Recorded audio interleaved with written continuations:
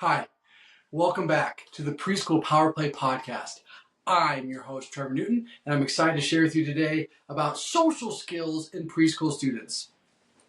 I'm so excited to dive into this topic because I feel like it's really important for teachers and parents to understand. So if you are a parent or a teacher of a young child, this is going to be the episode for you. We're going to talk about how to look at social skills, what social skills are, how we can teach them directly, and how we can help our children really succeed in social settings. So, if you haven't already, like and subscribe so you don't miss another episode of Preschool Power Play Podcast, and then join me. Let's have a great time. All right. So, I've told you what we're going to talk about today. We're talking about social skills in preschool students, how they can be taught, and how we can look at them differently as parents and teachers. First, it's really important to understand my background here of why I'm even talking about this. First and foremost, I'm a preschool teacher, and I have been a preschool teacher in early childhood for the past 14 years. I love it. It's what I do. When I first got into the field, as a young teacher, 22 years old or so, I was teaching first grade initially, then I went down to kindergarten. And I always had a really hard time with children who came into my classroom, particularly at that point, like 5-year-olds, who hadn't yet learned really defined social skills. Maybe they were only children at home, or they lived with a single mother or single father, an odd home. Like they didn't really get out as much, or didn't have siblings. Those children really gave me a hard time because I didn't know really how to support them. As a kindergarten teacher early in my career, my only focus, I say that kind of regretfully, my only focus was on high academic standards. Social skills I knew had importance or had its place, but I didn't see it as a driving factor. My shift now has completely changed. So anytime I had a child who didn't know how to share, or didn't know how to trade, or didn't know how to ask for things, I honestly didn't know how to help them all that much. And some of those kids were like, hey, go figure it out, right? I had the sink or swim mentality.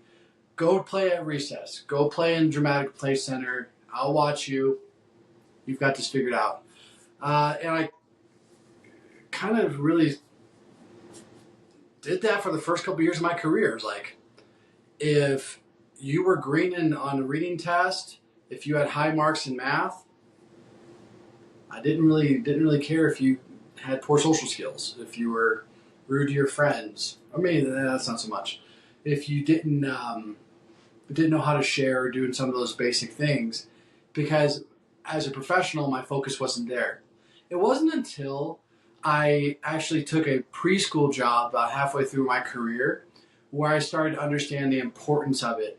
I was actually given a social emotional curriculum for the first time in my career. Like, okay, these are the skills that actually have to be taught. Okay, wow, I didn't realize this before. There, you can actually teach kids how to share in a systematic way.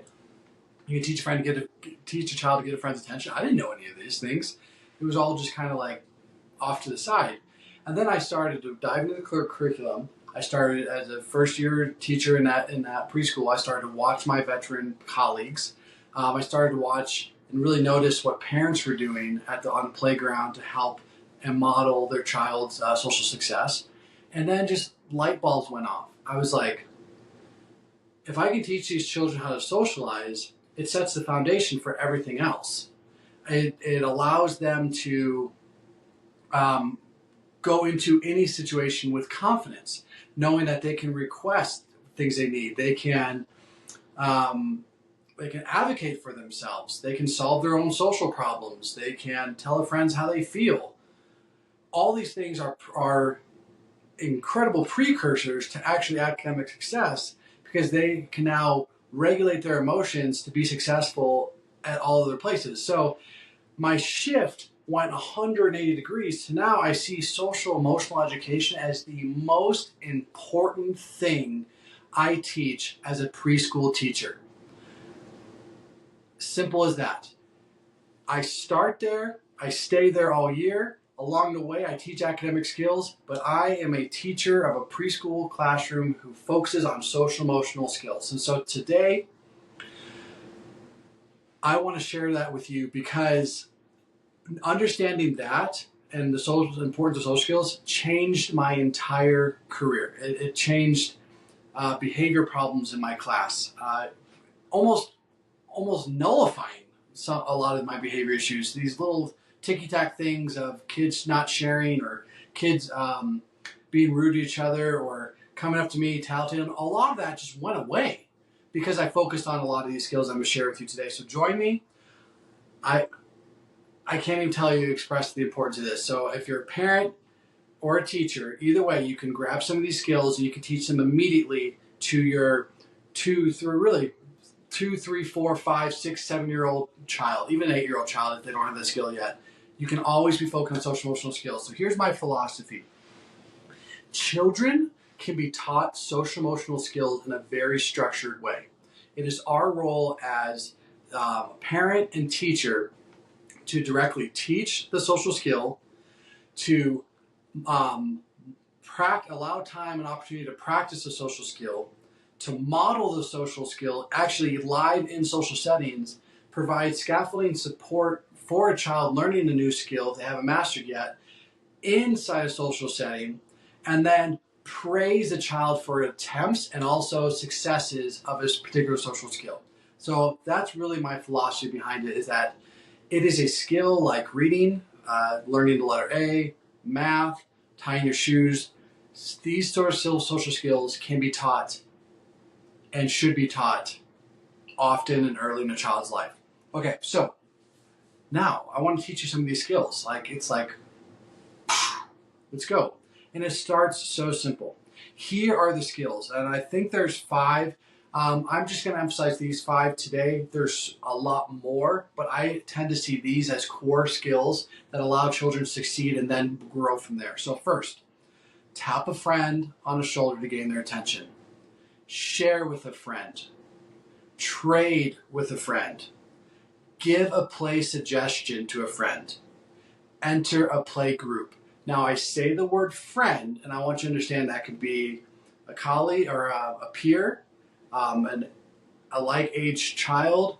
It could be a new child that met on a playground. I use the word friend, and that is an all-encompassing term.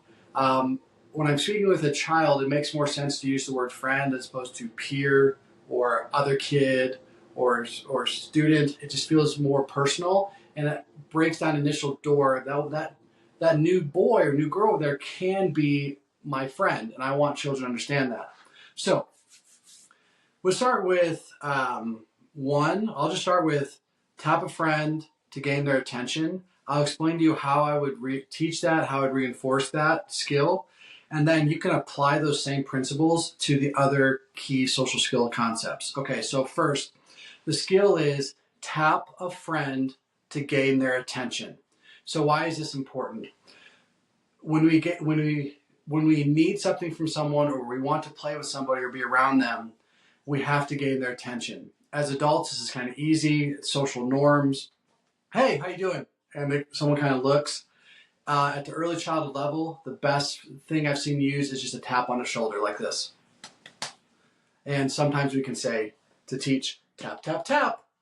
The friend turns, and we teach both parties what to do.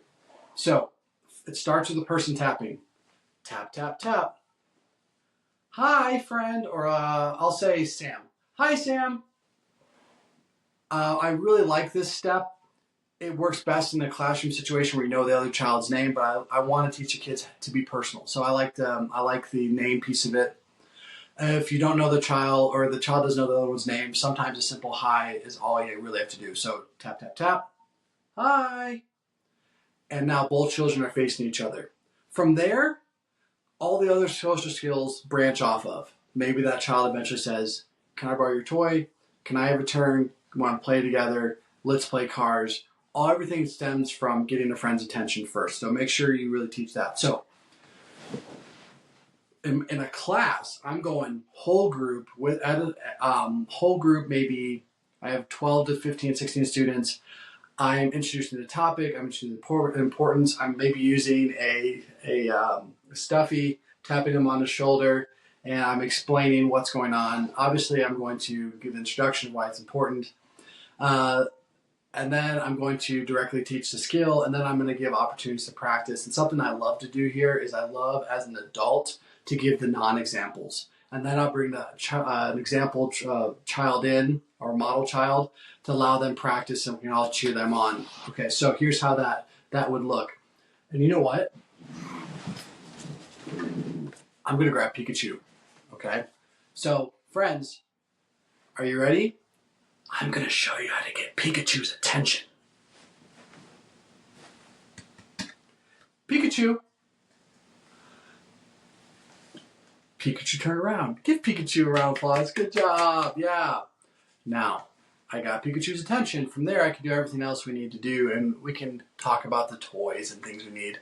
But now, I'm not going to tell Pikachu, but I'm going to show you the wrong way to get his attention. Are you ready? Pikachu! Pikachu! Pikachu! And it's at this point, obviously kids start laughing, right? Okay, that didn't work. Are you ready? Oh no, what did I do wrong? You hit Pikachu too hard. You tapped too hard. Okay, let me try that. I'll go a little softer now. Are you ready? You didn't touch Pikachu. You're right. I forgot to tap, tap, tap. All right, ready? Here we go. Tap, tap, tap. That's too hard. So I'm teaching these non-examples, and it becomes emotional. The kids grab onto it. It's silly. And then from there, I'm going to bring another child in, and I'm going to allow that child to practice that skill in front of his peers. And I like to pick a child that's maybe on a little bit older side, maybe someone who I think may have part of the skill already. That's where I'm going to start with that. Then I'll break off into small groups. I'll give children with 3 or 4 of their peers opportunities to practice. So I'll put toys out in front of them. I like to use little 3D models and do almost exactly what I just did with Pikachu, these little toys, tap, tap, tap, so they can practice that exact same skill. Then we're going to talk about the importance of it and just continue to practice. Then this is a cool little tip here. See if you can grab onto this. Inside centers, when our kids are actually doing a free play, I'm going to highlight that tap, tap, tap as the skill I want to see for the day. That's our superstar social skill. So I have, and our district helped us gave these to us. They're necklaces on string with stars. They're called superstar social necklaces. We just call them superstar necklaces in our classes, a little bit easier. And I tell the kids once they leave a small group that I'm going to be looking for them to use the tap, tap, tap. And I'm on the hunt to see them. And right away, I get the ball rolling, a few minutes into centers. I will even support a child as they're doing it for the first time, tap, tap, tap, and then I make a big deal. No way, check it out. Jordan just used tap, tap, tap. He's a superstar, right? And everyone cheers him on, give him a big star. He wears that necklace the rest of the day, and the other kids are doing that too, and I'm just trying to get the ball really rolling on that. And so that's how I'm introducing that topic. And then we'll come back after small group or after centers. We'll do our second circle where we talk about our day or even talk about some things that happened. And I spend 2 minutes, maybe 3 minutes, where if I stand up all the children who had a social skill, they line up so everyone else can see them. We go one in a row. How did you get your superstar today? And I support them if they don't have the words, but it's something to the effect of, I tapped my friend Jasleen on the shoulder. Nice! And we cheer them on, and I want this to be a big deal so they know the importance of it. And then the next day, we're going to continue to practice reminders, and I'm going to continue to prompt. And that's at the whole class approach. Now, for children who struggle, I'm going to provide modeling. Oftentimes, I see this with children naturally. We haven't necessarily practiced sharing yet or taught sharing yet. But that's usually where I see moments of tap, tap, tap really being needed. So I'll come up, if I see that moment happen where it failed, I'm going to come up to that set of children and essentially say something to the effect of, I see you really want that toy, or I really see you're trying to get their attention. In preschool, we have to use safe touches. Tap, tap, tap is a safe touch. Do you know what kind of touch you can use to get their attention? And ideally, tap, tap, tap. Let's try that together, see if tap, tap, tap gets your friend's attention. I may even go as far as using a partial or full physical prompt. tap, tap, tap. Turn around, great job, that worked. And I'm just going to continue to use those prompting hierarchies to help that child through that social skill. Now, a quick note for parents, because when you're not in a classroom environment, because you're not a teacher, maybe you're on a playground and there's a friend, maybe you come up and you see another child that your child you think would like to engage with. This is another great opportunity to prompt them. How about you use tap, tap, tap to get their attention? Or how about you tap a friend on the shoulder to get their attention? And support them through at their level, going as far as, hey, ooh, this could be a good child. This could be a good friend for us. Let's tap their shoulder, tap, tap, tap. Now, out in the real world, you may want to draw that back a little bit and maybe even eliminate some of the touching, but even just the intent is important for the tap, tap, tap. And now we're just going to reinforce that in a real life social setting. So I want to think about this for a second. I taught you about how I would step through and teach a social skill. The social skills are tap a friend on the shoulder to gain attention, share with a friend, trade a toy with a friend, give a play suggestion, enter a play group. All of those can be taught. Build that core repertoire, and that's really going to help your children succeed socially. And I want to share with you about Lily. Lily is one of my girls.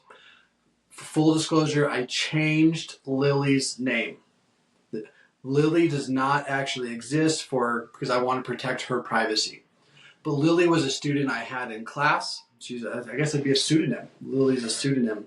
Lily was a student I had in class, and she came to me a year or two after COVID. And so a lot of her, she came to me as a 4-year-old. And so age 2, 3, I want to say part of 4, she was through COVID for her, right? And it was very, very difficult. She had not had that opportunity to naturally socialize. So she came to us like a bull in a china shop, frankly. She would come in and she would see something and boom, she's grabbing that thing. Or when a child had something she needed, she's taking a full hand and kind of shoving. And outwardly, it looks like, man, this girl's destructive. She's trying to hurt friends. She even went as far as grabbing shirts and pulling kids around. And so if you think about all behavior is communication, we can see that, especially the opportunity where you're grabbing a shirt, as that child is trying to get the other child's attention. So recognizing that with my staff, we came up with a plan to really directly teach her tapping a friend on the shoulder first, and then we built up the social skills. We spent a lot of time on her on tap a friend on the shoulder, get attention, and then even sharing and trading with simple phrases like "my turn," and that was really valuable for her. And so the first couple days of this, even first week or so, was difficult because she had never been taught these skills before. And so it took a lot of prompting, a lot of individual attention. We had already taught the whole class this, but she needed one-on-one support during centers. So everywhere she was at, anytime another friend came by, one of our staff members swooped down and were near her and looked for opportunities for her to tap a friend on the shoulder and just continued to support that constantly until it became a habit and her best strategy for getting a friend's attention. And then when we actually did start seeing attempts or seeing successes, it was, wow, hey class, Lily just tapped a friend on the shoulder. Yeah, just positively praised it like crazy. And fast forward, middle of the year, and I'm scanning the room, kind of looking around, and I see her hear laughter, and I'm like, all right, cool. So I kind of look over to the kitchen center, and I see an exchange of money going back and forth from our cash register. And then I see Lily reach across the cash register because another friend was turned around, tap him. Friend turns around, she says, "Your turn." Guys, that's why we do it. She's going to be able to take this new skill and be confident in any social setting she's at. And her friends are going to feel safe around her. So teaching social skills is so valuable and so important, and it's really important for us to see these as teachable skills.